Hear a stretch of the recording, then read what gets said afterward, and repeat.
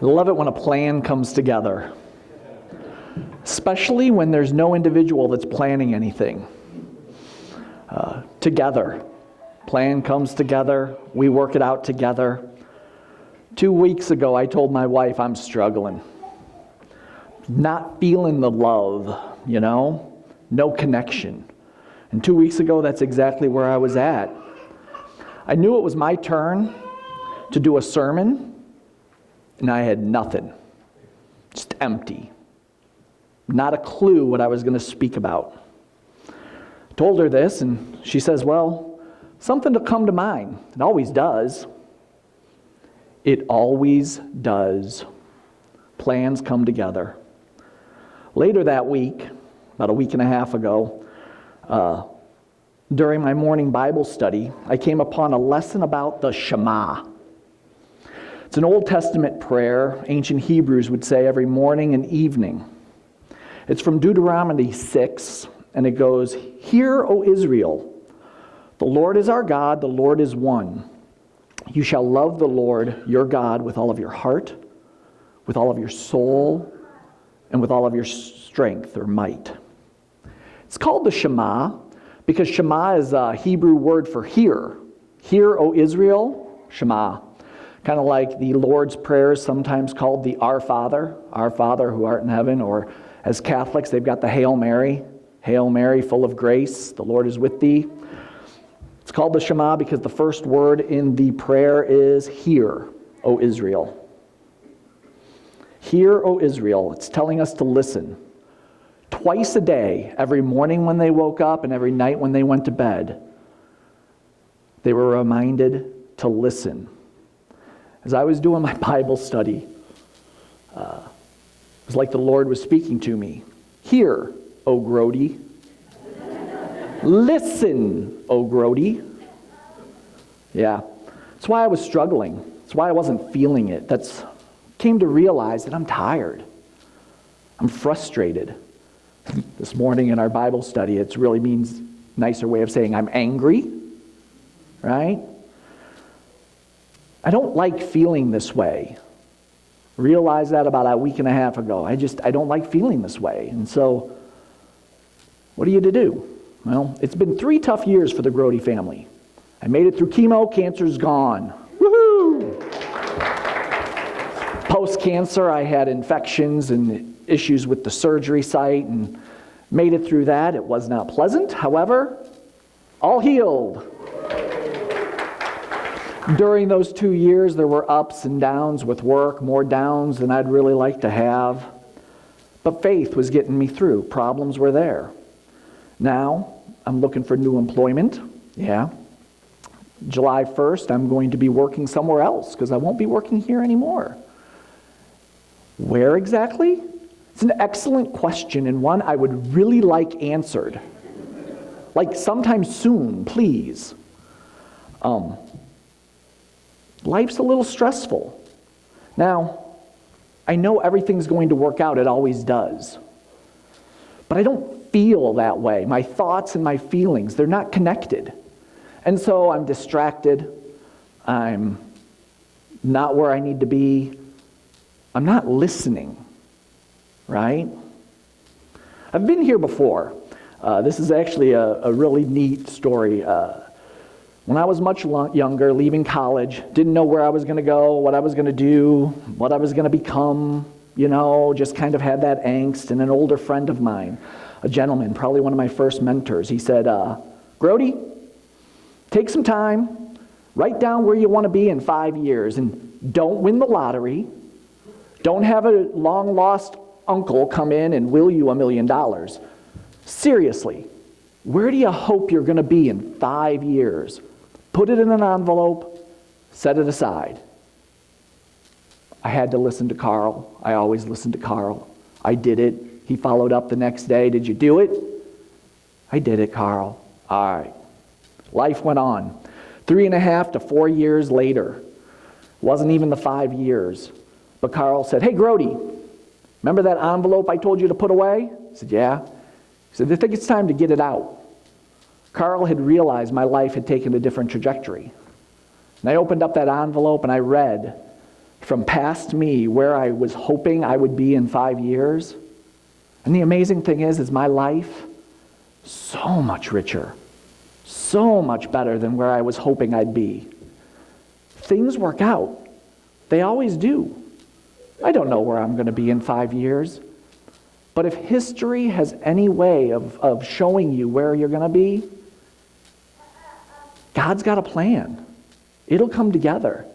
And it's most likely better than what you're hoping for yourself. So, what am I supposed to do? Hear, O Israel. Yeah, I'm to listen. Find time. Get into the Word more. See where it takes me. It made me think of a video that went viral a while back. But before I show you the video, I want to share, I know that this is what I needed to hear. It's what we all needed to hear. Because last week, the morning class started with me and my big mouth. Andy Stanley lesson focusing on the old adage, you got 2 ears and 1 mouth, listen twice as much as you speak. Or as he said it from James 1:19, be quick to listen, slow to speak. Anyway, it made me think of this video. Listen to me. Like I do this all the time, and if I go at the house or the door, Matthew has his toys, and then Matthew has all his toys. Okay, but I have to yell at you guys. Linda, listen. Okay, what? Like everything they do at this house, they can't trust everything at Grandma's house. Okay. Okay, then what? Then you're not listening to me. Then you're not listening to me. I asked you not to do something. Linda, but listen to me. Look at, if we do something, if you get that bird thing off, you're gonna break it. Okay. I don't know if you've seen that video before, but it's a little boy who wants to have a cupcake for dinner, and Linda, who I'm assuming is the stepmom, it's the mom? He just calls him Linda? Okay.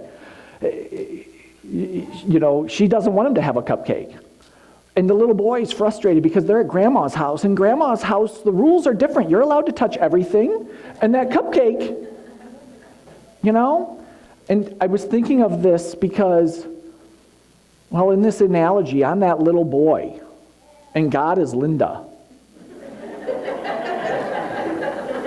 You know, I want to know where I'm going to be. I'd like to plan. I'd like to know where we're going to move. I'd like to know. You're not listening to me. Listen to me. And God's going, okay. Are you done? My turn to speak. No, you're not getting it. All right, so I need to listen. That's the point, right? But what did we listen to? We listened to God. What's he telling me? That God is one, and I should love him with all of my heart, with all of my soul, and with all of my might. He might need to love. Exactly what I mentioned earlier, I'm not feeling. But love is important. The Shema is an Old Testament prayer. But I think I need to remind everyone that there was a Pharisee that tested Jesus. He said, "Teacher, which is the greatest commandment?" 613 commandments in the Old Testament. Which one's the most important? And in Matthew 22:37, Jesus replied, "Love the Lord your God with all of your heart, with all of your souls, with all of your might. This is the first and the greatest commandment. And the second's like it. Love your neighbor as yourself. All the law and the prophets hang on these 2 commandments. Love the Lord your God." Deuteronomy 6, 4-5. Love the neighbor as yourself. Leviticus 19:18. New Testament teachings are grounded in the Word. New Testament teachings are grounded in the Old Testament. That's the proof that the Bible is there. The New Testament teachings are grounded in the Word. Why? Because the Hebrew people listened. They read. They let God speak to them. John 13:34, Jesus says, "A new command I give you, love one another. As I have loved you, so you must love one another." Jesus loved people. He loved people so much, he accepted death. Wednesday night, Gloria and I were talking about this, and she brought up that Christian love isn't a feeling that we associate with love. And I have to say, Jesus, I can't imagine he was feeling the warm fuzzies while he was up on that cross. You know, when we say we're not feeling the love, we're not feeling good. Jesus loved us. I'm sure he wasn't feeling it on that cross. She shared with me the definition of agape, and it's so fitting for Jesus' actions. I want you to think about the cross as I read these 5 things that agape love bring you. 1, I see a need and I move to meet it. I see a need and I move to meet it. 2, I don't count cost.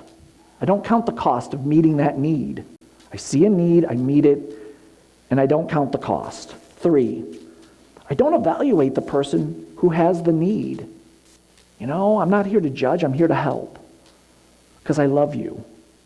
4, I won't count on getting anything in return for the services. Believe in me or don't. I'm putting myself on the cross for you. 5, I'm going to live for the person who has the need. He's on the cross and he died, but he lived, didn't he? That's agape love. That's what we're supposed to hear. Got another video for you on love. For thousands of years, every morning and evening, Jewish people have prayed these well-known words as a way of expressing their devotion to God. They're called the Shema. Hear, O Israel, the Lord is our God, the Lord is one. And as for you, you shall love the Lord your God with all of your heart, with all of your soul, and with all of your strength.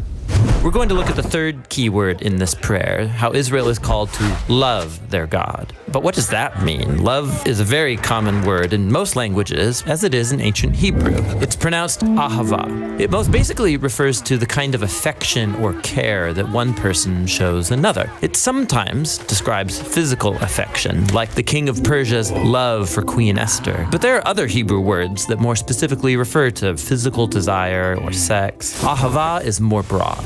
So Abraham had ahava for his son Isaac. That's parental love. Jonathan showed ahava for his friend David. That would be brotherly love. In fact, a whole group of people can have ahava for their leader, like when the Israelites showed love for their King David. Ahava can even describe loyalty between political allies, like Hiram, the king of Tyre, loved David. They had good relations, and so Hiram wanted to help David's son Solomon build the temple. These are all different kinds of affection described with the one word, ahava. Now, all of this is helpful for understanding God's ahava in the Old Testament. So in Deuteronomy, Moses told the Israelites, God showed affection for you. He chose you because of his ahava for you. So God doesn't love because the Israelites earned it or deserve it. It simply originates from God's own character. He loves because he loves. This is why Jeremiah can say that God's love is everlasting. It has no end because it has no beginning. God's love just is an eternal fact of the universe.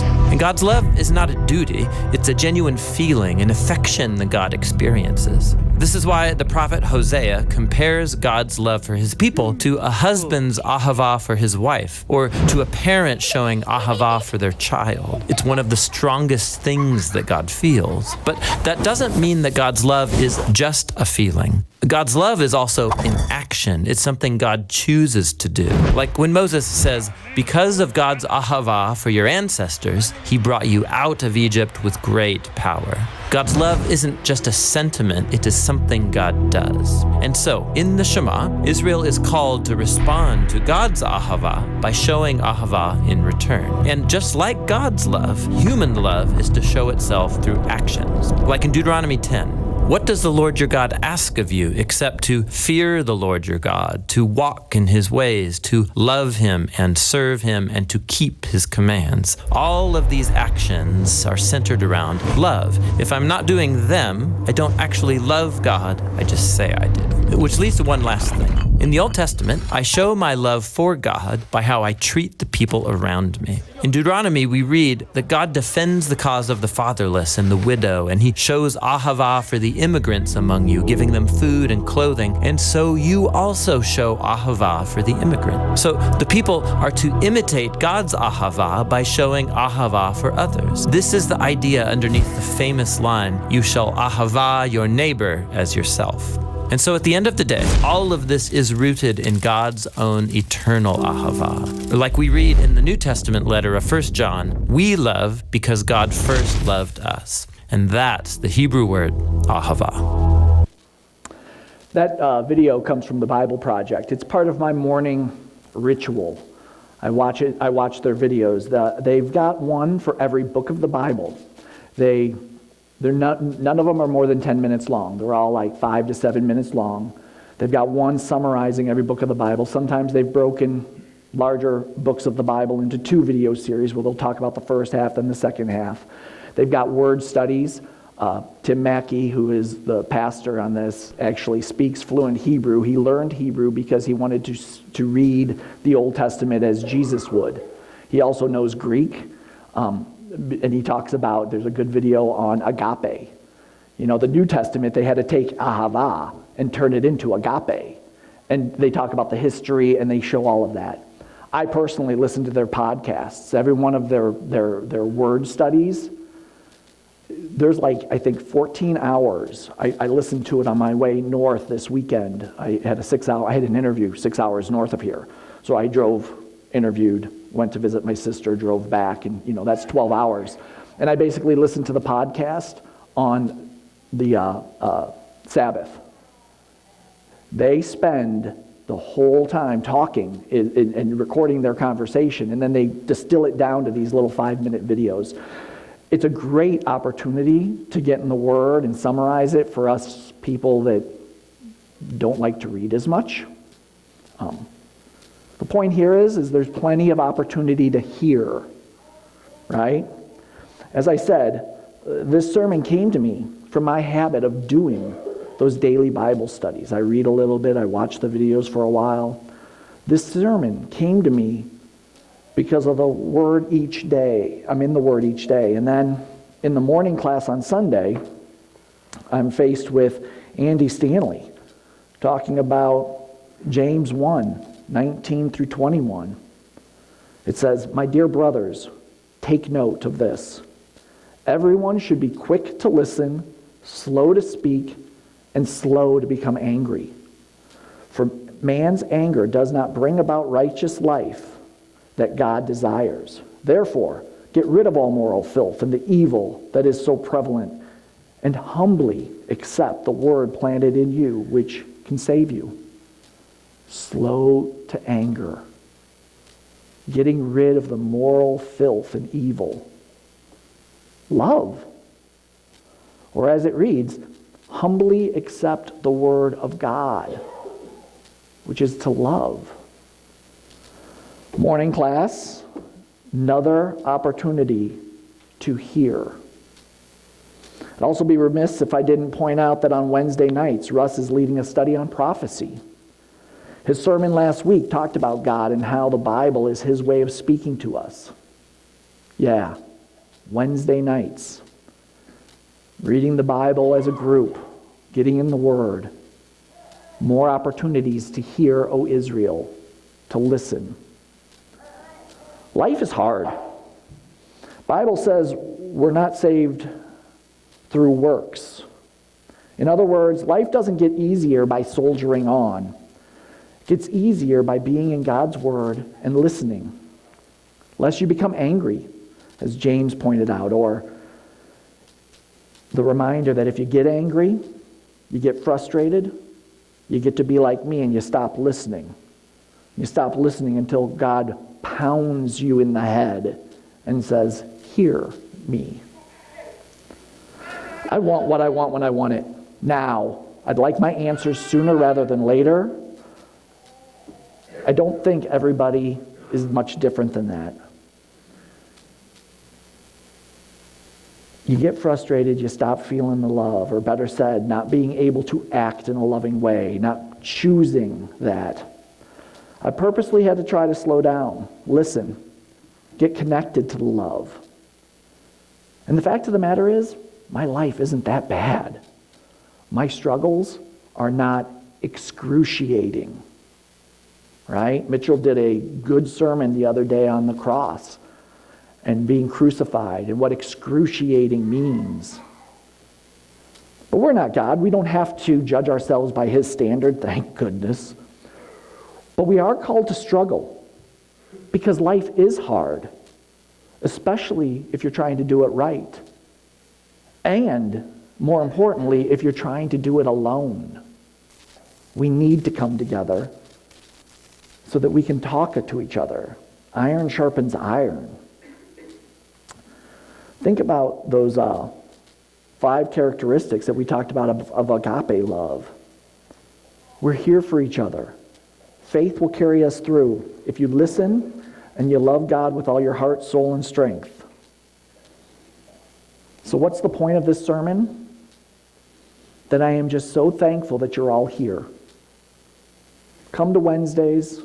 Come to the early Bible study.